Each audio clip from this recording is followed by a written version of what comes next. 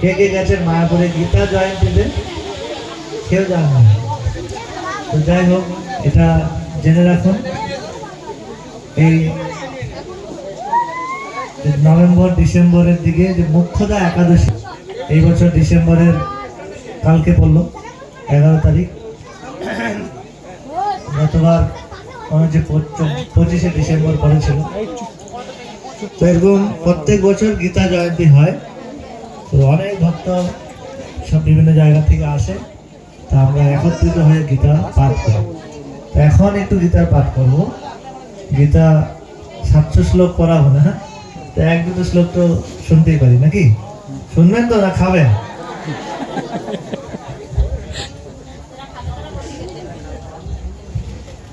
বলা হয় অনেক জায়গায় আমরা তীর্থ ভ্রমণে যাই, কোথায় যে কি দেখে, বা 1 ঘন্টা 2 ঘন্টা 3 ঘন্টা লাইন লাগিয়ে যেখানে ভগবানকে দেখার সেখানে খুঁজ করে পার করছে, কি যে আছে বোঝাই গেল, তাই না? তো সেই জন্য ভগবানকে আমরা এরকম তপস্যা করে কোথাও যদি দেখতেও যাই, অনেক ঠেলা গোতা খেয়ে করতে হয়। কিন্তু আমাদের আচার্যরা বলছেন ভগবানকে দেখতে হয় কান দিয়ে, ভগবানের কথাকে শুনতে হয় কান দিয়ে। তো আমরা একটু সময়, খুব খিদা লেগেছে? খুব? কার কার খিদা লেগেছে? দেখুন, খিদা লাগছে না বলছেন, তাহলে কিন্তু আবার মুশকিলে পড়ে যাবে। তখন আমি উঠবোই না, বলছি কবু আর উঠছেই না। কার কার খিদা লেগেছে? কারো খিদা লাগেনি, আচ্ছা। তারপরে আমাকে দোষ দেবেন না যে খিদা লেগে গেছে, কবু বসে বলতেই আছে। ঠিক আছে, আমি কিছু বলবো গীতার থেকে, তার আগে একটু বৈষ্ণব বন্দনা মঙ্গলাচরণ আমরা করব। সাইডে অনেক আওয়াজ হচ্ছে, বাচ্চারা সাইডে একটু যদি চুপচাপ থাকে। হরে কৃষ্ণ। রান্না টিমে খবর নেন, ওনাদের হয়ে গেছে যদি, তাহলে আমি তাড়াতাড়ি শেষ করবো, না হলে লেট করবো। আর যার খিদা লেগেছে তারা একটু বলবেন, ঠিক আছে? চিন্তা নেই, আমরা মায়াপুর চলে যাবো, অনেক দূর, আপনার তো পাশাপাশি বাড়ি। সবাই যারা জানেন আমার সঙ্গে সঙ্গে হাত জোড় করে মঙ্গলাচরণ করবেন। ওম অজ্ঞানতিমিরান্ধস্য জ্ঞানাঞ্জনশলাকয়া চক্ষুরুন্মিলিतं येन তস্मै শ্রীগুরুবে নমঃ। শ্রীচৈতন্যমনোভীষ্টং স্থাপিतं येन भूतले स्वयं रूप कदा मह्यं ददाति पदान्तिकं। वन्देऽहं श्रीगुरो श्रीयुतपदकमलं श्रीगुरुन् वैष्णवांश्च श्रीरूपं सग्रजातं सहगना रघुनाथान्वितं तं सजीवं साद्वैतं सावधूतं परिजनसहितं कृष्णचैतन्यदेवं श्रीराधा कृष्णपादान् सहगना ललिता श्रीविशाखान्वितांश्च। नमो विष्णुपादाय कृष्णप्रेष्ठाय भूतले श्रीमते भक्तिवेदान्त स्वामिनिति नामिने। नमस्ते सारस्वते देवे गौरवाणी प्रचारिणे निर्विशेष शून्यवादी पाश्चात्योदेशतारिणे। वाञ्छाकल्पतरुभ्यश्च कृपा सिन्धुभ्य एव च पतितानां पावनेभ्यो वैष्णवेभ्यो नमो नमः। नमो महावदन्नाय कृष्ण प्रेम प्रदायते कृष्णाय कृष्णचैतन्य नाम्ने गौरतिसे नमः। पञ्चदत्तात्मकं कृष्णं भक्तरूपस्वरूपकं भक्तावतारं भक्तख्यं नमामि भक्तशक्तिकम्। हे कृष्ण करुणा सिन्धो दीनबन्धो जगत्पते गोपेश गोपिकाकान्त राधाकान्त नमस्तुते। तप्तकाञ्चन गौराङ्गी राधे वृन्दावनेश्वरी विश्वभानुसुते देवी प्रणमामि हरिप्रिये।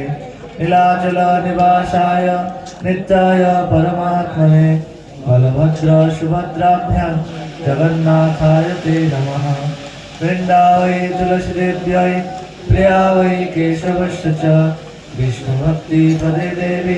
सत्यवत्तै नमो नमः। जय श्री कृष्ण चैतन्य प्रभु नित्यानंद श्री अद्वैत गदाधर शिवासादि गौर भक्तवृंद। हरे कृष्ण कृष्ण कृष्ण हरे हरे, हरे राम राम राम हरे हरे।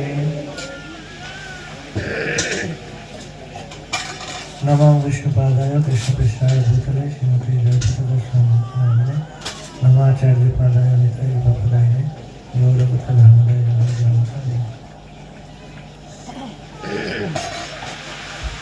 हरे कृष्ण।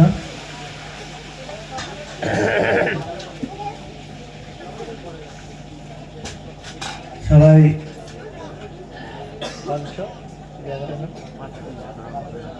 পাঁচুরিয়া পাশি বা দূর দূর থেকে যারা এসেছেন, বিশেষ করে আজকে এই গৃহ প্রবেশ বা গৃহে নতুন তারা প্রবেশ করলেন, নতুন ফ্লোর হয়েছে, ভগবানের মন্দির হয়েছে, সেটা আমরা প্রতিষ্ঠা করলাম। এবং তাই এই প্রতিষ্ঠা দিবস উপলক্ষে সকল ভক্তবৃন্দকে ডেকে একটু ভগবানের মহাপ্রসাদ সেবন করানো হবে, নিমন্ত্রণ করা হয়েছে, আপনাদের মহাপ্রসাদ নিবেদন করা হবে। তো অত্যন্ত সৌভাগ্যবান আপনারা যে ভগবানের নিবেদিত প্রসাদ গ্রহণ করবেন দ্বাদশী তিথিতে, বিশেষ করে গীতা জয়ন্তী মোক্ষদা একাদশী। গীতা জয়ন্তীর পর মুহূর্তে, মানে গীতা জয়ন্তী কালকে হলো, আজকে দ্বাদশী তিথি। আর বিশেষ গুরুত্ব হচ্ছে এটা হচ্ছে গীতার মাস। গীতা সারা পৃথিবী ব্যাপী গীতা প্রচার হচ্ছে। এই ভগবত গীতা অত্যন্ত গুরুত্বপূর্ণ শাস্ত্র।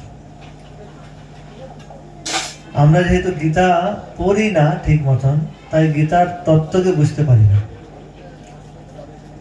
গীতা হচ্ছে আমাদের জীবনের যে ম্যানুয়াল, ইংরেজিতে বলে, মানে একটা যন্ত্র চালাতে গেলে তার কার্যক্রম কি করে করতে হবে, কোনটা কি টিপতে হবে, সব লেখা থাকে। মোবাইল কিনলে মোবাইলের সঙ্গে থাকে, সেরকম আমাদের মনুষ্য জীবন কি করে চালাতে হবে বা কি করে চলতে হবে, সেই পুরোপুরি জ্ঞান এই গীতাতে দেওয়া হয়। শুধু জ্ঞান নয়, এইটাকে কি করে বিজ্ঞানে পরিণত করা যায় সেই পদ্ধতিও ভগবান গীতাতে দিয়েছে। গতকালকে আমার অফিসে গীতা জয়ন্তীর পরে একজন এসেছিলেন, মাতাজি, ওনার দিদির কথা, আমি জাস্ট মাতাজি এসছেন, দিদিকে জিজ্ঞেস করছি যাচ্ছিলাম যে আপনার বোন বা দিদি কোথায়, কি ব্যাপার, কেমন আছে, বা তার ছেলে কেমন আছে, এই দুটো কথা আমি জিজ্ঞেস করতে যাচ্ছিলাম। তো দিদির কথা জিজ্ঞেস করতেই মাতাজি বলে দিদি ভালো নেই। দিদির যে সন্তান, ছেলে কত হবে, 24-25 বছরের হবে। মাতাজিকে জিজ্ঞেস করলাম দিদি কেমন আছে, ভালো নেই। তারপরে ছেলের কথা বলতে বলতে বলছে ছেলে 24-25 বছর মারা গেছে। কি করে না, হার্ট অ্যাটাক হয়েছে। পাশে আরেকজন ছিল, উনি বলছে আমার একটা মাত্র ভাই, বিবাহ করেনি, ঘরেই ছিল, 40 বছর বয়স, সেও মারা গেছে, হার্ট অ্যাটাকে মারা গেছে। বুঝুন, 24 বছর 25 বছর বয়স, 40 বছর বয়স, কিসে মারা যাচ্ছে? হার্ট অ্যাটাকে। মানে হার্ট আয়ু শেষ, 24 বছরে, 25 বছরে, 40 বছরে। কালকের ঘটনা নয় এটা, কিছুদিন আগে বিদেশ থেকে আমি বিভিন্ন জায়গায় পাঠে এই বিষয়টা বলি, কেননা খাওয়া দাওয়াটা খুব গুরুত্বপূর্ণ একটা বিষয়। তো ব্রিটিশরা ইংল্যান্ড থেকে একটা ভারতীয়দের উপরে রিসার্চ করেছে, ভারতীয়দের স্বাস্থ্য সংক্রান্ত, শরীর হেলথ, স্বাস্থ্য সংক্রান্ত তারা পর্যালোচনা করেছে, ভারতীয়দের পরীক্ষা করেছে। ভারতীয়দের পরীক্ষা করে দেখছে তার ভারতীয়দের বেশিরভাগের হার্ট অ্যাটাক হচ্ছে। এই আমি তো এখনই বললাম, কালকের ঘটনা মাতাজি এবং আরেকজন বললেন। তারা রিসার্চ করে ভারতীয়দের উপরে রিসার্চ করেছে, ব্যক্তি উপলক্ষে। ব্যক্তি বিশেষ করে লিখেছে তাদের হার্ট অ্যাটাক হচ্ছে। শুধু হার্ট অ্যাটাক হচ্ছে সেটা লিখে দেয়নি, কেন হচ্ছে সেটারও তারা পর্যালোচনা করেছে। ওনারা 3টি কারণ হার্ট অ্যাটাকের জন্য ওনারা নির্ণয় করেছে যে ভারতীয়দের কেন হার্ট অ্যাটাক হচ্ছে। অন্য দেশেও হচ্ছে, ভারতীয়দের মাত্রা বেশি। আপনারা মায়াপুরে যদি যাবেন বা মায়াপুরে যারা যুক্ত আছেন, আমাদের এই ফেব্রুয়ারি মাসে একটা মিটিং হবে।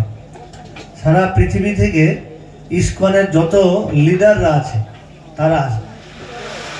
এই যেরকম প্রভু বললেন আমি কিছু সেবায় মায়াপুরে যুক্ত আছি, মঙ্গল প্রভু কলকাতায় প্রচারে যুক্ত আছেন, মঙ্গল প্রভু আমাদের কলকাতার লিডার।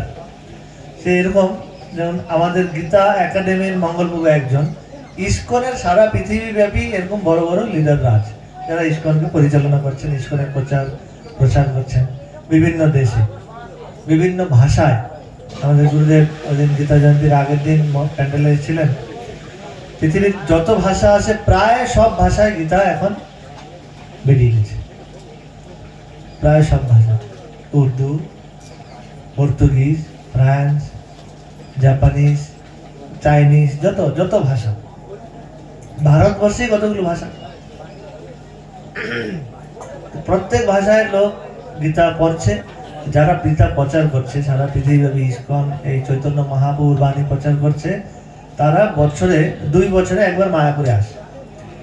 তো তারা আমাদের মতো এরকম 7 পাতা কোথায় পাবে সবসময়, তাদের আলাদা খাদ্য। যেমন ব্রাজিলে যাবেন, ব্রাজিলে ওরা ময়দা এগুলো খায়, ওদের প্রধান ফল হচ্ছে কাঁঠাল। আমাদের ভারতীয়দের ফল কি, মেন ফল কি, আম। আর ব্রাজিলে হচ্ছে কাঁঠাল, ওদের কাঁঠাল বেশি হয়। কাঁঠাল দিয়ে বিভিন্ন রকমের ওরা, আমরা তো খাই কচুরি, তাই না? তো ওরা খাবে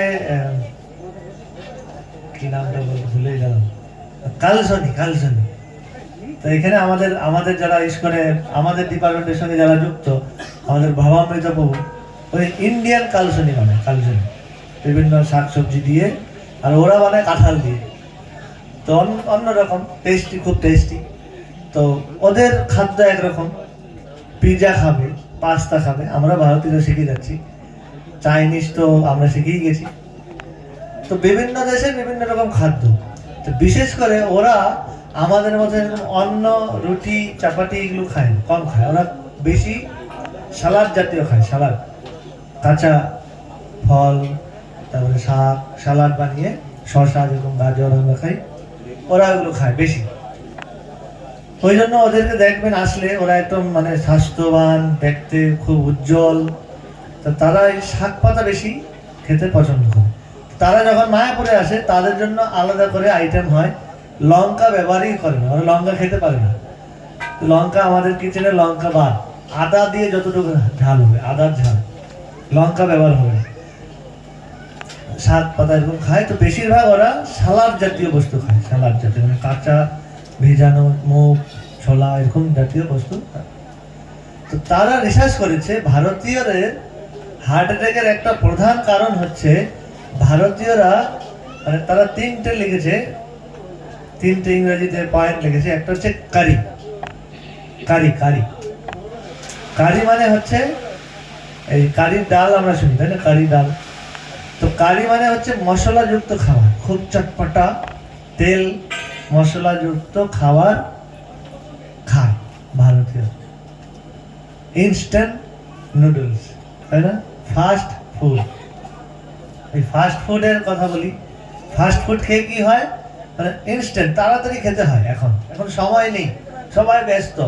এখন মাতাজির মশলা বাটে আছে আপনাদের? তো এতে তো মোটামুটি এই সাইডটা গ্রাম দেখছি, আছে কি বলে এটা, পাটনা, শিলনোড়া আছে বাড়িতে, প্রায় উঠে গেছে। এখন মিক্সার গ্রাইন্ডিং চলছে, তাই না? ওইটা থাকলো, মিক্সার গ্রাইন্ডিং আছে। এখন আর রুটি বেলে না, এখন এরকম যত বেশি চাপা দিলে রুটি হয়ে যাচ্ছে গোল, আরো হাতের দিকে সুন্দর গোল হচ্ছে, শুধু একটুখানি চাপা দিবে। তো ওই সমস্ত কিছু উঠে গেছে। আর যত তাড়াতাড়ি, এখন ধরুন চাল, অন্ন, রাইস, অন্ন যদি জলে দেবেন, জলটা গরম হবে, অন্ন দেবেন, কত সময় লাগে একটু ভাত হতে? 20 মিনিট, আধা ঘন্টা? আধা ঘন্টা লাগে? আধা ঘন্টা লাগে। 25 মিনিট, 20 মিনিট, আধা ঘন্টা লাগে। এখন আমাদের এত সময় নেই, কে এত প্রেসার কুকার, ঠিক? আচ্ছা, ইনস্ট্যান্ট লাগবে আমাদের। আরেকটা হচ্ছে এখন সব রেডি থাকে, যেমন বাচ্চা স্কুলে যাবে, তাকে দেওয়া হচ্ছে যে এত এত রুটি টুটি বানিয়ে সময় এত কোথায়, ইনস্ট্যান্ট বানিয়ে দিতে হবে, চুটকিতে একদম রেডি করতে হবে। নুডলস কিনে নিয়ে আসলো, সিদ্ধ করলো, মশলা ছিটালো, দিয়ে দিলাম। এই যে নুডলস খাচ্ছি আমরা, ইনস্ট্যান্ট খাচ্ছি, তো তাতে কি হচ্ছে, সময় বেঁচে যাচ্ছে। 5 মিনিট 10 মিনিট কত লাগে নুডলস বানাতে? 10 মিনিট, 10 মিনিট লাগে না পদ্ধতি বলছে। যাই হোক 10 মিনিট ধরলাম। আধা ঘন্টা রান্না করার বিষয়, সেটা তাড়াতাড়ি করতে গিয়ে 10 মিনিটে হচ্ছে। কত সময় বাঁচলো? 20 মিনিট বাঁচলো। 20 মিনিট বেঁচে গেল।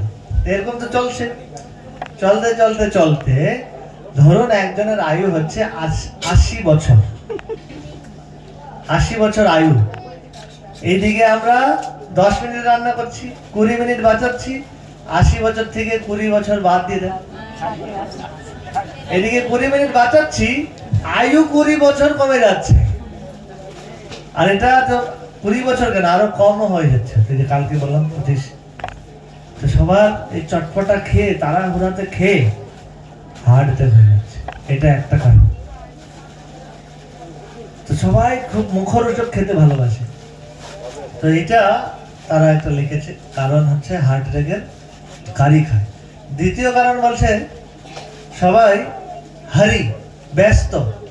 এই যে আপনারা ধৈর্য ধরে বসে আছেন, খাবেন, অবশ্যই খাওয়া প্রসাদ দেওয়া হবে। এই যে ধৈর্য ধরে বসে আছেন, এটা একটা বিশাল তপস্যা। অনেকে তপস্যা, ওই তো এত সময় বসে থাকে, চলো বাড়িতে গিয়ে খেয়ে নি, এত নিমন্ত্রণ খেতে গেছি আর কথা বলছে তো বলছে, এত কে কথা শুনতে গেছি নাকি ওখানে? কারো ধৈর্য নাই। ধৈর্য একটু যে বসবে, শুধু খাওয়ার জন্য বলা হচ্ছে না, ট্রেনে বাসে কোথাও যাবে মানে দৌড় ঝাঁপ চলছে, কারো একটু ধৈর্য নেই বসা। তারপরে যদি কাউকে বলা হয় একটু একমালা বসে হরিনাম জপ করুন না, বাস মাথায় বাস, কি বলছে রে। তো মায়াপুরে দেখি, মায়াপুরে গেলে অনেকে চেঞ্জ হয়ে যায়। তো মায়াপুরে গেলে ঘুরতে যায়, একটু সময় তো অবশ্যই নিয়ে যায়। তো ওখানে গেলে মায়াপুরের একটা মায়াতে আমাদের পুকুরে ডাকে, আসুন আসুন আসুন, বসুন, বসিয়ে দেয়, বসিয়ে মালা দিয়ে দেয়। হ্যাঁ, সবাই নিয়ে নেয়, সবাই সুন্দরভাবে নিয়ে মালা জপ করে। তো নতুন লোক, কেউ কিছু জানে না, বসিয়ে দেয়, বসে। কিন্তু মায়াপুরের প্রভাবে ওই ছটপটানোটা একটু, তো দৌড় ঝাঁপ করছে, সবাই দৌড়াচ্ছে, সকালবেলা উঠে দৌড়াচ্ছে, মানে দৌড় ঝাঁপ, দৌড়াতে দৌড়াতে মানে হারি, ব্যস্ত সবাই। তো মানে এত দৌড়াদৌড়ি হচ্ছে, হারিতে মানে কারি, দ্বিতীয় ইংরেজি হারি, হারি মানে ব্যস্ত। তো দৌড় ঝাঁপের মধ্যে হাঁটতে হয়ে যাচ্ছে, হৃদয় বন্ধ হয়ে যাচ্ছে। আর তৃতীয় কারণ বলছে ওয়ারি, চিন্তা। কারি হচ্ছে মশলাযুক্ত খাবার, হারি মানে ব্যস্ত, তৃতীয় কারণ লেগেছে ওয়ারি, চিন্তা, দুশ্চিন্তা, কি হবে আমার, কে দেখবে। তো এই চিন্তা করতে করতে চিতায় চলে যাচ্ছে। তো সবাই এই রকম আমরা ব্যস্ত, আমাদের মধ্যে দেখতে, আমরা একটু নিজেকে বিচার করে দেখতে পারি, আমরা এর মধ্যে কোথাও হয়তো যদি সেটিং হয়ে যায়, তাহলে কিন্তু আমাদের হার্ট অ্যাটাক হতে বেশি সময় লাগবে না। তো সেই জন্য, আর আমরা যা কিছু খাওয়া দাওয়া করছি, তো এখন সমস্ত জগতে সমস্ত কিছু হচ্ছে মানে কেমিক্যাল বা বিষ যুক্ত। তার উপরই ভগবান গীতাতে বলেছেন এত কিছু বিষাক্ত বস্তু রয়েছে, তার উপরই মানুষের আবার টেস্ট আছে, বিভিন্ন ব্যক্তির বিভিন্ন রকম টেস্ট। তো গীতাতে ভগবান 3টা শ্লোকে 3 রকম ব্যক্তির আহারের কথা বলেছেন। আমি সেটা আপনাদেরকে গীতা জয়ন্তীর মাস যেহেতু 3টা গীতার শ্লোক বলবো, এবং তারপরে আমরা একটু হাত তুলে কীর্তন করে প্রসাদে বলবো। তো 3টা শ্লোক জাস্ট অনুবাদ।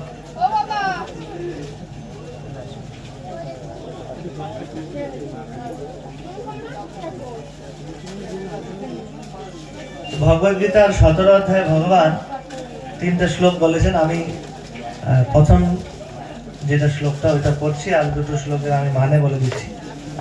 ভগবদ গীতা 17 অধ্যায় 8, 9 এবং 10 নম্বর শ্লোক। তো গীতার শ্লোক একটু সবাই উচ্চারণ করতে পারেন আমার পরে পরে শব্দগুলো, ঠিক আছে? একটু হাত জোর করে আমার পরে বলুন। ওম নমো ভগবতে বাসুদেবায়।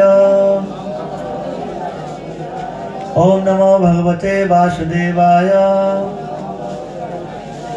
ওম নমো ভগবতে বাসুদেবায়। 8 নম্বর শ্লোক আপনারা আমার পরে পরে বলবেন। আয়ু সত্য বল আরোগ্য সুখ প্রীতি বিবর্ধনা রস্যা স্নিগ্ধা স্থিরা আহারা সাত্বিক প্রিয়া। আমি পড়ে নিচ্ছি। আয়ু সত্য বল আরোগ্য সুখ প্রীতি বিবর্ধনা রস্যা স্নিগ্ধা স্থিরা হৃদা আহারা সাত্বিক প্রিয়া। অনুবাদ প্রভুপাদ বলেছেন, যে সমস্ত আহার আয়ু সত্য বল আরোগ্য সুখ ও প্রীতিবর্ধনকারী এবং রসযুক্ত স্নিগ্ধ স্থায়ী ও মনোরম, সেইগুলি সাত্বিক লোকদের প্রিয়। কত সুন্দর সুন্দর খাদ্য বলা আছে, যেটা খেলে আয়ু বাড়বে, বল বাড়বে, নিরোগী হবে, আরোগ্য থাকবে, সুখ প্রদান করবে, প্রীতি লাগবে খেতে, রসযুক্ত স্নিগ্ধ স্থায়ী এবং মনোরম, এই সমস্ত খাদ্যগুলো সাত্বিক লোকদের প্রিয়। আরো দুটো শ্লোক।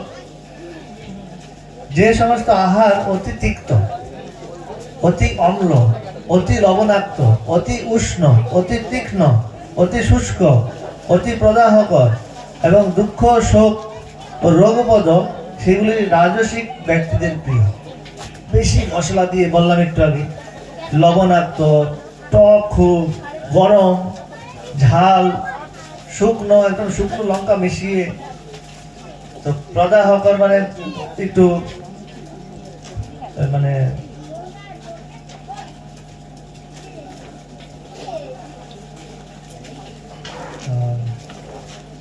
দুঃখ ও শোক প্রদান করে, রোগ হবে, যেগুলো মানে ধরুন কিছু ছাতলা পড়া আছে, কিছু এরকম, সেইগুলো হচ্ছে রাজসিক ব্যক্তিদের প্রিয়।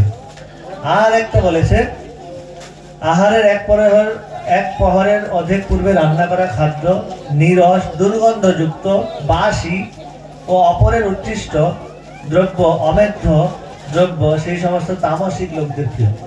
অমেধ্য, বাসি, পচা, গন্ধযুক্ত, মানে রান্না হয়েছে 1 সপ্তাহ আগে, ফ্রিজে রেখে খাচ্ছে তো খাচ্ছে, তো এইরকম পচা দুর্গন্ধযুক্ত খাদ্য অমেধ্য। একটা রিসার্চ বেরিয়েছে, রিসার্চে বলা হচ্ছে যারা নিরামিষ খায় বা নিরামিষ দ্রব্যগুলো সবসময় স্নিগ্ধ মনোরম। যেমন ধরুন শাকসবজি, আপনি শাকসবজি ধরুন মূলা, গাজর, শাক আলু, মিষ্টি আলু, এইগুলো যা কিছু আছে, এইগুলো আপনি কাঁচাও খেতে পারবেন, রান্না না করলে হবে। গন্ধটাও ভালো লাগে, ধনে পাতা, তাই না? গন্ধও ভালো লাগে, কাঁচা খাওয়া যায়, তাই না? মশলা দিয়ে কিছু দিয়ে খাওয়া যাচ্ছে।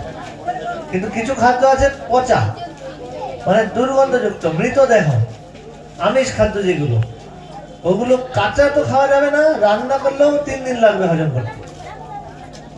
আমাদের একটা বই আছে ভগবদ গীতার সার তত্ত্ব, যারা গীতা পাঠচক্র কোর্স করে, ওই বইটার মধ্যে লেখা আছে যে কোন ধরনের প্রাণীর কি খাদ্য লিস্ট করা আছে, কেন কোন খাদ্যটা তাদের।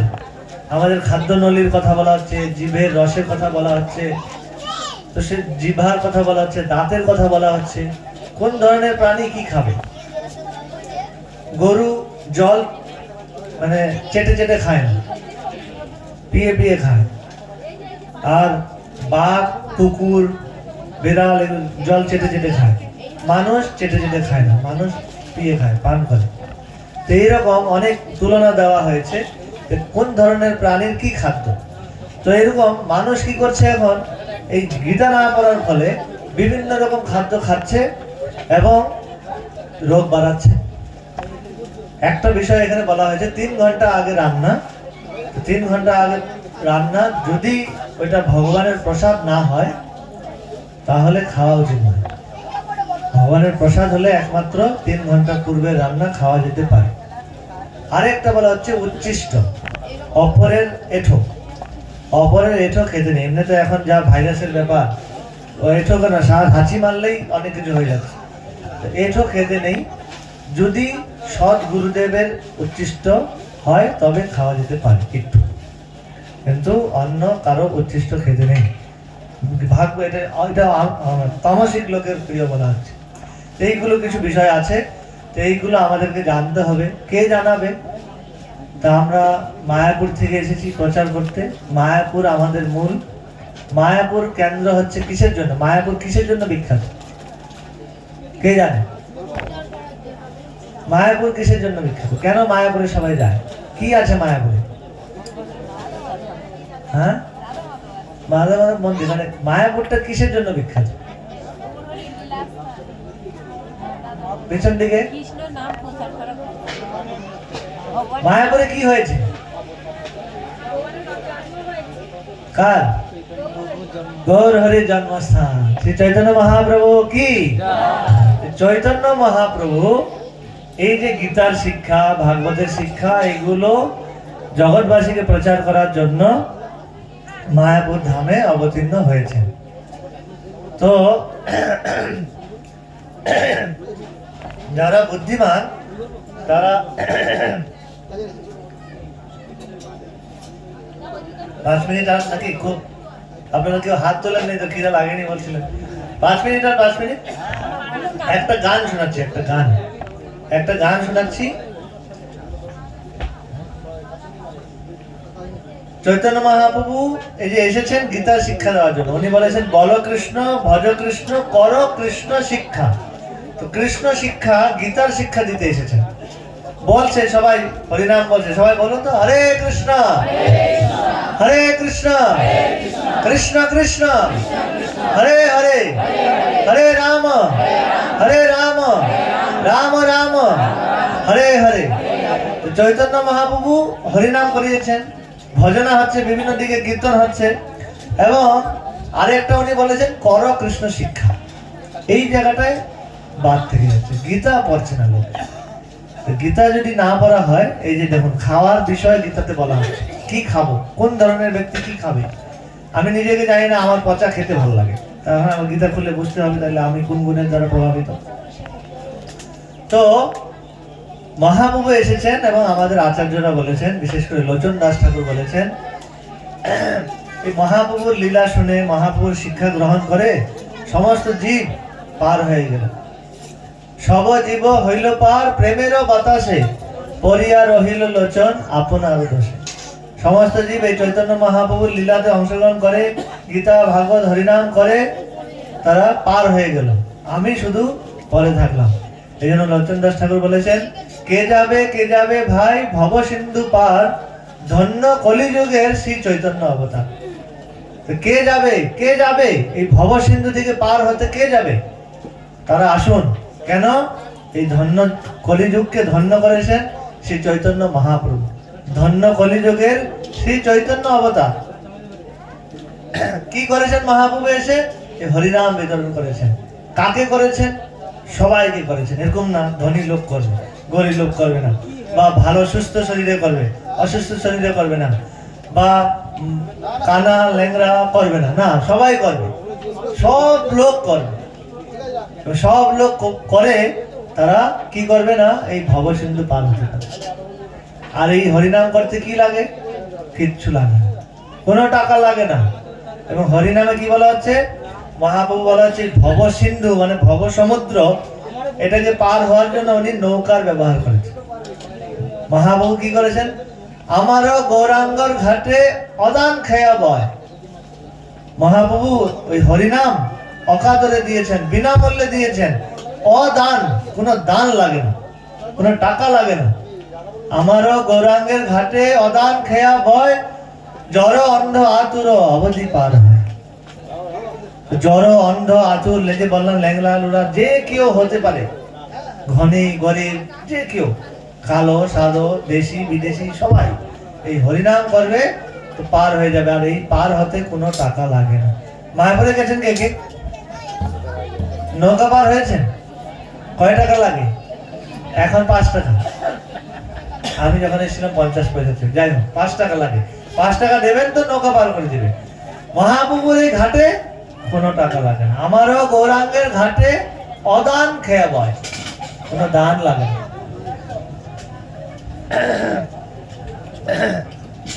হরিনামের নৌকা খানি শ্রী গুরু কান্ডারি। এই নৌকা কে চালাবে? টাকা তো লাগে না। নৌকাটা চালাবে কে?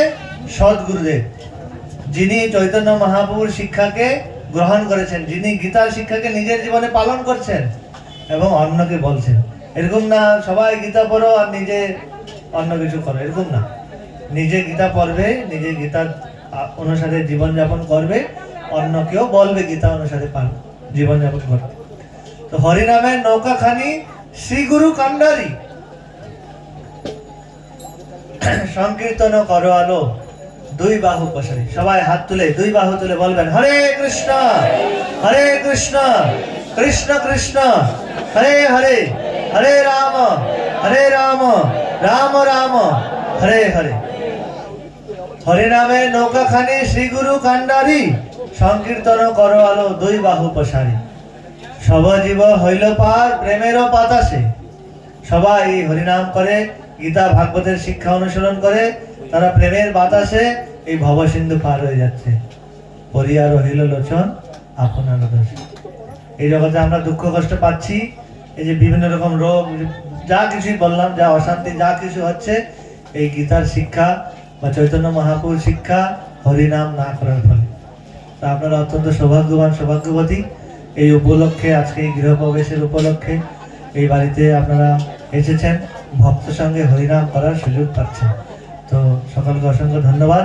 আপনারা এই গীতা গ্রহণ করবেন এবং গীতা অনুসারে নিজের জীবনকে পরিচালিত করবেন। হরে কৃষ্ণ।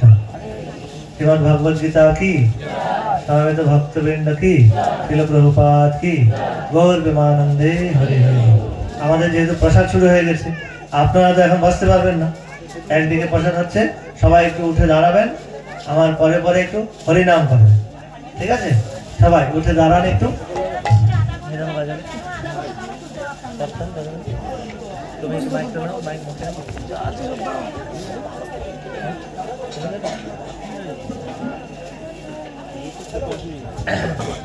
যদি খিদা লেগেছে তো খুব ভালো, আরো খিদা লাগিয়ে দিব আপনাদের, তাহলে বেশি করে প্রসাদ খেতে পারবেন, ঠিক আছে? তাহলে গলা ছেড়ে একটু হরিনাম করবেন, হ্যাঁ? পেটের হাওয়া সব বের করবেন, পেট খালি, প্রসাদ ঢুকবে তখন। সবাই হাত তুলেন, সকালে হাত তুলে বলবেন হরে কৃষ্ণ। খুব খিদা পেয়েছে, জোরে জোরে বলতে হবে। খাননি বোঝা যাচ্ছে, খাওয়ানোর জন্য প্রস্তুতি করানো হচ্ছে। প্রসাদ যে পাবেন, গলা ছেড়ে পেটের হাওয়া সব বের করে যত শক্তি গলাতে নিয়ে কণ্ঠে জোরে বলবেন, হ্যাঁ? আর যদি একটু মানে আমার মতন ঠান্ডা লেগেছে তাহলে একটু করে নিতে পারে জোরে। হরে কৃষ্ণ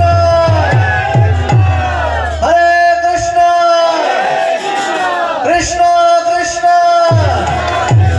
হরে হরে, হরে রাম রাম রাম হরে হরে। আশেপাশে দেখবেন সবাই বলছে কিনা, লজ্জা ঘৃণা ভয় আপনাদের পাড়া, আপনাদের গ্রাম, আপনাদের যদি লজ্জা লাগে, আমি তো দূর থেকে এসেছি, আমার তো লজ্জা লাগার কথা। আপনাদের লজ্জা লাগার তো কোনো কথাই নেই। আবার আরেকবার জোরে হাত তোলেন সবাই। হরে কৃষ্ণ হরে কৃষ্ণ কৃষ্ণ কৃষ্ণ হরে হরে, হরে রাম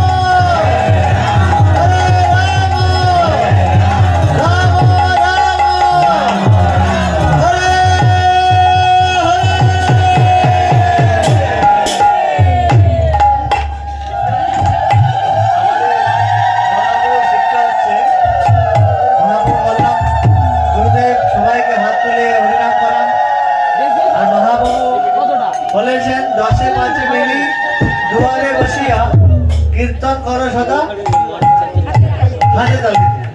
তাহলে হাতে তালি দিয়ে আমরা একটু কীর্তন করবো, ঠিক আছে? সবাই হাতে তালি দিবেন আমার পরে পরে। কিরকম তালি দিবেন? তালিটা কিরকম হবে? তালি দেন দেখি। না না না, এই যে তালিটা মিলছে না আমাদের, তালে তালে তালে তালে, ঠিক আছে? তালে তালে হাতে তালি। হরে কৃষ্ণ হরে কৃষ্ণ কৃষ্ণ কৃষ্ণ হরে হরে হরে রাম হরে রাম রাম রাম হরে হরে হরে কৃষ্ণ হরে কৃষ্ণ কৃষ্ণ কৃষ্ণ হরে হরে হরে রাম হরে রাম রাম রাম হরে হরে। অনেকে ভাবছে তালি দিব কি দেব না, অনেক লাভ হাতে তালি দিয়ে।